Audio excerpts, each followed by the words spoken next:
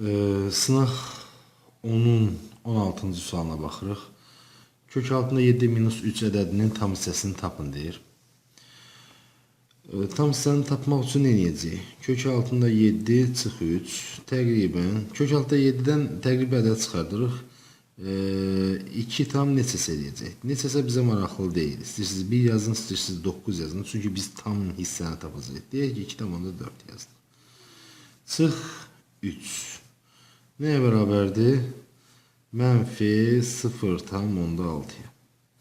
Mənfi 0,6'nın tam hissəsi işarətlər 0 deyil. Nəyə görə?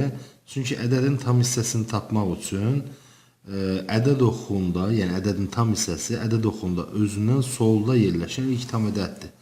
Deyək ki, burada 0, burada 1, burada mənfi 1, burada mənfi 2 yazdığımız zaman mənfi 0,6 hansı iki tam ədədin arasında yerləşir? Əlbəttə ki, mənfi 1-dən 0. Deyək ki, bura mənfi 0,6'dır. Ədədin tam hissəsi özündən solda yerləşən ilk tam ədəddir. Deməli, mənfi 0,6'nın dolayısıyla kök hətta 7 minus 3'ün tam hissəsi mənfi 1'dir. Cavab A variantı mənfi 1.